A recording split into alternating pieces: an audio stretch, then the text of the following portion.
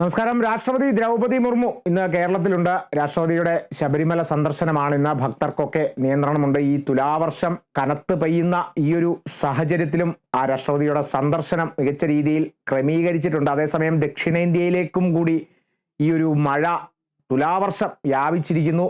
ചെന്നൈയിലുമൊക്കെ തന്നെ വിവിധ വിദ്യാഭ്യാസ സ്ഥാപനങ്ങൾക്ക് അവധിയാണ്. മഴ കനക്കുന്നൊരു സാഹചര്യം പല കാര്യങ്ങളെയും ബാധിക്കുന്നുണ്ട്. ഏറ്റവും പ്രധാനം തിരുവനന്തപുരത്ത് നടന്നുകൊണ്ടിരിക്കുന്ന സ്കൂൾ ഒളിമ്പിക്സ് കഴിഞ്ഞ ദിവസമാണ് തുടക്കമായത്. ഇന്നിപ്പോൾ അതിലെ പല വേദികളിലും ഈ മഴ പ്രതികൂല കാലാവസ്ഥയെ തുടർന്ന് വേദികളിലൊക്കെ ചില മാറ്റങ്ങളൊക്കെ ഉണ്ടായിട്ടുണ്ട്. ഇന്ന് ഗെയിംസ് എല്ലാം ആരംഭിക്കുകയാണ്.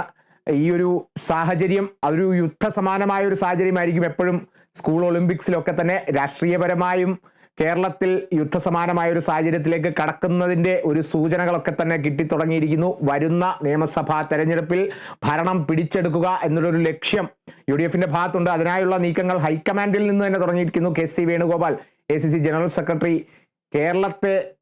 കേരളത്തെ കേന്ദ്രീകരിച്ച് തന്നെയുള്ള പ്രവർത്തനം ആരംഭിക്കണം. വിവിധ ജില്ലകൾ കേന്ദ്രീകരിച്ചുള്ള ഒരു പ്രവർത്തനമായിരിക്കണം.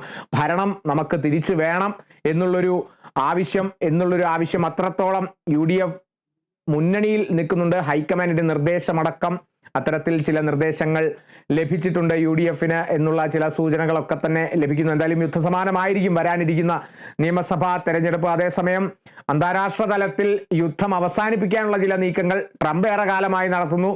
ട്രംപ് ഇപ്പോൾ നടത്തുന്ന നീക്കങ്ങളിൽ ചില പാളിച്ചകളൊക്കെ വന്നിട്ടുണ്ടോ എന്നുള്ളതും കൂടി ഒരു ചോദ്യചിഹ്നമായി അങ്ങനെ നിൽക്കുന്നു. റഷ്യ യുക്രൈൻ സംഘർഷത്തിൽ ട്രംപ് ഇടപെട്ടതിൽ ചില പാളിച്ചകൾ അല്ലെങ്കിൽ ചില നീക്കങ്ങൾ പാളിപ്പോയി എന്ന് തന്നെ പറയാം. കാരണം ഹംഗറിയിലെ ബുഡാപെസ്റ്റിൽ നടക്കാനിരിക്കുന്ന കൂടിക്കാഴ്ച, ട്രംപ് പുടിൻ കൂടിക്കാഴ്ച അതുടൻ ഉണ്ടാകില്ല എന്നുള്ളൊരു നിർദ്ദേശം വൈറ്റ് ഹൗസിന്റെ ഭാഗത്തു നിന്നും അറിയിച്ചിരിക്കുകയാണ്. ഇന്ത്യയുമായിട്ടുള്ള ചില ചർച്ചകളൊക്കെ തന്നെ ഇതിനിടയ്ക്ക് കൂടെ നടന്നിട്ടുണ്ട്. ഇത്തരത്തിലുള്ള ഒരു പിടി വാർത്തകളുമായി കേരള വിഷൻ ന്യൂസിന്റെ വാർത്താപുലരി ആരംഭിക്കുന്നു.